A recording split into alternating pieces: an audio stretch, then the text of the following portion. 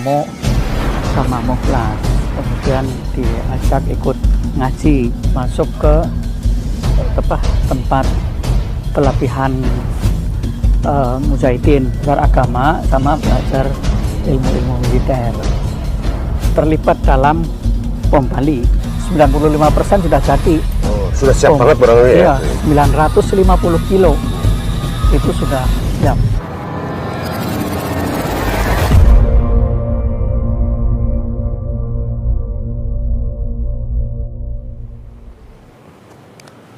Selamat pagi, Sobat Latubaya Cakep. Pagi ini kita bersama dengan Kalapas akan meliput seseorang warga binaan pemasyarakatan yang sudah sama-sama kita kenal. Namanya Umar Pate. Umar Pate tersebut adalah warga binaan yang sekarang dipidana karena kasus terorisme. Bagaimana kelanjutannya? Mari kita cek bersama-sama bersama dengan Kalapas. Selamat pagi Pak. Pagi. Mohon izin Bapak, pada hari ini kita akan mewawancarai Bang Umar Pate karena pada bulan Agustus ini beliau mendapatkan remisi untuk bebas pada tahun ini juga. Wow. Mungkin beserta dengan Bapak dibantu kita wawancara ke depan. Oke, kita ke dalam. Siap lah gitu. Ayo. Ya, pagi ini saya bersama-sama dengan Bang Umar Pate. Nah, ini sahabat kami yang ada di Blok F. Yang hari ini kita akan bincang-bincang dengan beliau terkait kira-kira siapa sih sebenarnya Bang Umar Pate ini. Banyak yang belum kenal. Ya. Barangkali banyak juga ladies-ladies di luar sana yang pengen tahu kan begitu. Siap. Bang Umar Pate itu siapa kan gitu ya kan. Nah, itu kira-kira barangkali di kesempatan sekarang yang memperkenalkan artinya siapa sih Bang Umar. Dulu Bang Umar itu tinggal di mana, sekolah di mana, singkat saja Bang Umar. Iya. Ayo Bang Umar. Jadi kalau nama asli saya Hisham. Iya, saya diberi nama oleh orang tua Hisham. Aslinya dari Pemalang. Pemalang. Iya, Pemalang, Jawa Tengah. Nah, saya belajar sekolah di sana di Pemalang. TK, SD, SMP, SMA. Nah, kemudian setelah selesai SMA, saya belajar komputer, kursus bukan kuliah. Kursus di Jogja. Waktu itu tahun berapa? Jadi masih ya kalau zaman sekarang udah jadul banget lah tahun. Tapi waktu itu ya paling top. Pada saat itu. Pada saat tahun itu. Iya. Nah, terus setelah lama kemudian saya pergi ke Malaysia. Merantau ke Malaysia berarti ya? Niatnya mau cari kerja.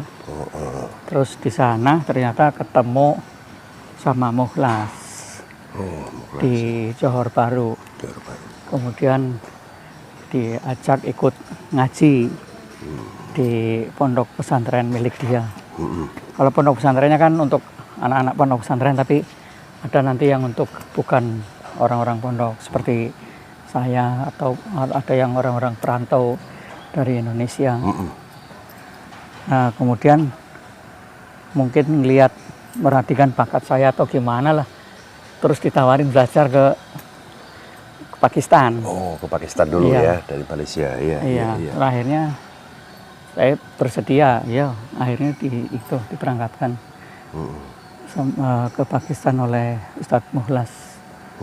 Nah, dari sana kemudian masuk ke tempat pelatihan mujahidin di Pakistan itu ya? Iya, di Pakistan. Lokasinya di Saddah. Itu dekat perbatasan antara Pakistan dengan Afghanistan. Iya, di situ. Sampai kemudian tempat itu pindah ke Afghanistan, kemudian dilanjutkan di sana. Dari situ selesai tahun 95. Pas awal-awal munculnya Taliban waktu itu. Terus saya pulang ke Malaysia. Di Malaysia 1 minggu, terus pergi ke Filipina. Dari Malaysia ke Filipina itu setelah dari Pakistan ke Malaysia terus ke Filipina. Ya. Di Malaysia cuma sekitar 1 minggu paling lama waktu itu. Terus langsung ke Filipina. Akhir berarti sekitar bulan Desember tahun 95 ke Filipina. Sampai lama lah di sana, sampai 2000 berapa itu. Kemudian tahun 98 menikah. Oh, menikah dengan di Iya. Filipina ya? Tapi. Dengan bunga desa di sana. Iya. Itu dia. Ganteng Pak Umar ini. Iya. Ya, apalagi zaman dulu kan gitu. Iya. Wes pasti kayak Dulu ini. merisik-risik. Iya. Iya kan? Pasti kayak ini, kayak apa namanya? cover majalah gitu dulu. Terus ada modus-modusnya dong. Iya. Biasalah perjalanannya begitu kira-kira kan gitu. Ya gitu, akhirnya menikah di sana. Itu selama proses itu apakah mulai di Pakistan itu sudah mulai ada apa namanya kita mengarah ke arah? Ya memang di sana itu belajarnya. Sudah mulai di sana itu ya? Iya, belajar militer. Jadi belajar agama sama belajar ilmu-ilmu militer. Selama di sana, selama di Pakistan itu yang berarti? Iya, Pakistan itu sekitar 1 tahun di perbatasan dengan Afghanistan itu. Setelah itu pindah ke Afghanistan. Cerita singkatnya sebenarnya sampai bisa tertangkaplah bahasanya atau apalah itu kan sampai bisa ke lapas di sini. Iya. Jadi saya kan terlibat dalam bom Bali.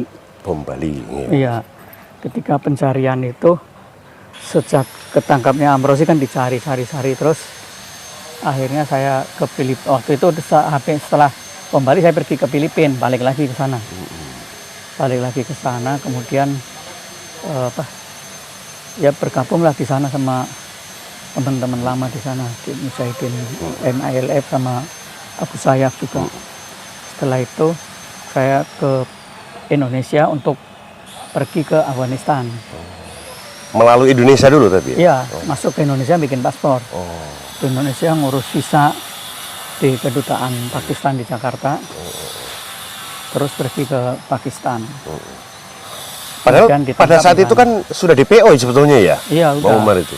Tapi masih bisa masuk ke Indonesia ya? Iya, bisa. Itulah hebatnya beliau ini salah satunya. Salah satu hebatnya beliau. Bukan hebat. Tapi apa ya? Kan fokusnya yang mencari saya fokusnya di Filipina. Jadi pahamnya sudah ini orang ini ada di Filipina, di tahunya orangnya di Filipina judulnya kan gitu ya. Nah, tahunya orangnya masuk ke Indonesia lagi. Ke Indonesia. Perjalanan waktu itu dari Filipina berarti kan ke Indonesia. Iya. Terus berangkat lagi ke Pakistan terus masuk ke Afghanistan. Belum sempat masuk ke Afghanistan. Jadi ya dekatlah dari Waziristan. Jadi saya kan ditangkap di Abbottabad. Itu wilayah Pakistan di situ. Terus deportasi ke sini? Ya, deportasi. Saya ditangkap tanggal 25 Januari. Iya. Dideportasi ke sini itu bulan Agustus. Bulan Agustus tahun 2011. Tanggal 10 kalau nggak salah. Mendarat di Halim. Mendarat di Halim terus bawa ke sini. Terus proses. Terus hukuman awalnya pada saat itu hukumannya apa? Waktu itu kan tuntutan saya seumur hidup. Iya. Kemudian saya divonis 20 tahun. 20 tahun pada saat itu. Iya, sampai inkrah 20 tahun. Pertama kali di lapas ketemu? Pertama saya di Makobrimob. Di Makobrimob dulu. 82. Iya. Terus 3 tahun di sana. Terus dibawa ke sini. Terus iya. Langsung ke sini. Jadi ini tempat yang kedua. Enggak pernah di tempat-tempat lain berarti? Enggak pernah. Jadi dari Makobrimob langsung dipindahkan ke lapas kelas 1 Surabaya di sini. Iya. Saat itu. Tahun 2014 bulan Maret. 2014 masuk itu ke sini ya? Iya. Dipindahkan itu ya? Iya, pindah ke sini. Dipindahkan 2014 ke lapas. Tanggal 13 Maret 2014. Terus Bang Umar, selama proses menjalani di sini, barangkali ada halal apa sebenarnya yang dilakukan selama di sini gitu. Jadi ngapain aja sih sebenarnya selama di lapas gitu. Yang paling pertama saya ikutin itu kegiatan keagamaan di masjid. Ya. Bareng-bareng dengan kawan-kawan ya. Taklim, tadarusan dan lain-lain. Itu di masjid. Kemudian setelah itu saya membantu koperasi untuk semacam latihan usaha. Itu latihan kemandirian namanya. Saya jualan sate. Oh, Gitu. buat modal lah nanti kira-kira ya. Kalau keluar Kalau nanti modal jualan. nggak bisa. Cukup-cukup untuk bisa bayar listrik di rumah. Oh iya, Iya. ya, paling tidak punya kemampuan. Kemampuan, Kalaupun skill itu yang ya, paling penting. Kalaupun kemampuan ini bukan untuk kita, bisa nanti untuk orang lain, mempelajari Iya. orang lain atau modalin Iya. orang lain lah, minimal kan begitu untuk Iya. bisa berusaha. Terus terinspirasi sampai bisa kembali ke wujud Negara Kesatuan Republik Indonesia. Artinya Sumpah Setia NKRI itu yang mengilhami Bang Umar itu apa sebetulnya? Kalau itu sebenarnya sejak dari awal dulu itu saya tidak ada seperti merencanakan atau pengen memerangi pemerintah Indonesia sama sekali, demi Allah. Apalagi ketika di Filipina saya lebih banyak berguru sama Ustadz Salamat Hashim, pemimpin MILF di sana. Artinya banyak mendapat pelajaran besar di sana. Kemudian ketika di sini itu kesalahan saya ikut terlibat dalam bom Bali. Padahal waktu itu saya datang ke sana persiapan itu sudah 95% selesai. Oh. Ya, dan saya ketika tahu pun langsung menentang, tidak setuju. Pada saat bom Bali itu sebetulnya ya? Iya, saya tidak setuju. Saya sampaikan sama teman-teman itu, dan apa alasan baik secara syar'i maupun alasan secara ilmu militer. Itu saya sampaikan sama mereka tidak setuju. Dan itu intinya mereka apa boleh buat sudah 95% sudah jadi. Oh, sudah siap banget barang ini ya? Iya, 950 kilo. Itu sudah siap, sudah jadi. Itu sehingga mereka tetap ngotot untuk dilaksanakan. Jadi memang perjuangan Bang Umar itu sebetulnya bukan memerangi pemerintah Indonesia sendiri, justru lebih banyak di luar kan gitu. Iya. Cuma pada saat itu kebetulan kan gitu. Iya. Dan saya Bertemu datang ke dengan Indonesia mereka-mereka itu bukan, ya? Iya, bukan untuk acara melaksanakan bom Bali itu. Iya. Saya datang ke Indonesia untuk memperkenalkan istri saya kepada keluarga besar saya. Karena waktu itu ayah saya meminta dibawa pulang istri, kemudian supaya keluarga di sini mengenal. Dikenalkan kan gitu ya, Iya. memperkenalkan. Jadi Sehingga niat, lebih banyak sama keluarga. Terus saya diajak waktu itu sama Dolmatin. Dolmatin teman sekampung, teman kecil Iya, ya. iya. Ikut-ikut aja sudah bareng. Iya. jadi pada saat itu hanya ikut-ikutan aja sebetulnya Iya. kan. Niatnya ke Diajak Indonesia ke itu kan sana. karena memang bawa istri kan, istri Iya. untuk memperkenalkan dengan keluarga. Dengan keluarga Setelah besar. sekian lama mungkin nggak pulang. Iya. Terus sudah dengar nikah, masa orang tua nggak pernah ngelihat. Iya. Mana sih mantunya kan begitu mungkin. Sampai diancam diajak. saya waktu itu sama abi saya itu, jangan datang ke sini lagi kalau tanpa membawa istri. Kita semua welcome menerima istrimu. Gitu. Alhamdulillah ya udah, saya memang berniat sungguh-sungguh untuk datang ke Indonesia bawa istri. Istri itu kan. Kesan-kesan selama di lapas dari mulai tahun 2014 berarti di sini Pak. Iya.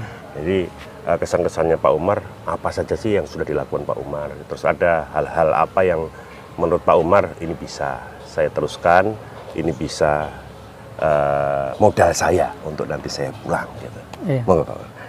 Jadi dulu kan sebelumnya saya 3 tahun di Makobrimob. Iya. Setelah saya pindah ke sini saya lebih merasakan suasana yang berbeda. Yang pertama dari sisi lokasi. Jelas di sana lokasinya sempit. Betul. Di sini luas. Ya kan, luas, bisa pergerakan tubuh itu bisa pergi kemana-mana. Itu kan pengaruh ke sini, ke otak juga, ke hati. Lebih lapang gitu. Terus yang kedua dari sisi pergaulan. Dari sisi pergaulan ketika di Makobrimob kan itu semuanya napi teroris. Iya. Di situ. Ketika di sini saya bergabung bertemu dengan segala macam orang, segala macam kasus. Dari situ saya belajar yang paling utama bahwa kita tidak bisa menjadi orang yang merasa paling benar. Gitu. Mungkin karena di Makobrimob itu ya orang-orang dari napi teroris semua seperti itulah mereka itu. Nah, ketika di sini saya ambil kesimpulan kita tidak bisa merasa diri paling benar, karena sekalipun itu ada orang kasusnya entah itu kriminal atau yang lain-lain, tapi saya lihat ibadahnya lebih bagus, lebih rajin, cara berpikirnya lebih bagus, seperti itu. Itu yang pertama. Yang kedua, dengan pergaulan ini dan lain-lain, saya merasakan sampai hari ini selama saya di lapas ini, yang dulu kesannya kalau di dalam penjara itu sering ada tawuran ini itu, nggak ada. Belas sama sekali saya nggak pernah menemukan itu di sini ya? Nggak pernah menemukan, nggak pernah melihat, nggak pernah mendengar atau mengetahui sama sekali, nggak ada yang seperti itu. Ketika misal ada acara dangdutan mengundang dari luar, orang-orang itu berjoget, senggol-senggolan, nggak ada. Habis itu saling tonjok-tonjokan atau apa. Ribut pokoknya nggak ada ya? Ya? Nggak ada. Nah ini yang saya melihat sangat miris sekali ketika orang di luar malah sering terjadi gesekan-gesekan seperti itu. Gitu. Yang sangat miris buat saya itu kalau terjadi tawuran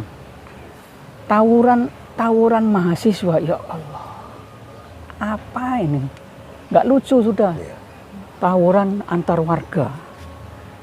Di sini ini nggak pernah saya melihat di dalam penjara orang tawuran sama sekali, ya kan? Acara dangdutan senggol-senggolan ya biasa, malah guyon kayak gitu, nggak ada. Terus akhirnya jadi berantem. Malu sebenarnya masyarakat kalau melihat orang di penjara sebenarnya. Bisa dia lebih baik kan gitu ya. Salah satu sisi yang masyarakat tidak ketahui dari apa di balik penjara itu. Nah, mereka harus masuk penjara dulu biar tahu. Kan mestinya nggak perlu begitu. Betul. Sementara mereka ya jelas lah banyak yang lebih berpendidikan. Anak-anak mahasiswa kok tawuran. Nah itu sangat miris. Kalau pesan-pesan saya buat baik itu khususnya napi yang ada di sini ataupun anak-anak muda yang ada di luar, itu jangan menuntut kepada negara. Jadi berpikirlah apa yang kita bisa berikan kepada negara.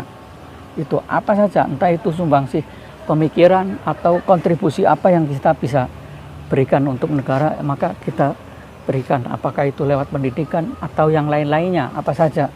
Itu sebenarnya bisa, dan kita semua siap, rakyat itu mampu untuk itu. Itu nggak pakai modal, ya kan, nggak pakai. Itu yang disebut jiwa pejuang itu sebetulnya ya. Dan itu bisa, maka ya kita jangan menuntut kepada negara harus memberikan saya kayak gini. Nah udah, kita sendiri yang apa yang bisa kita berikan kepada negara.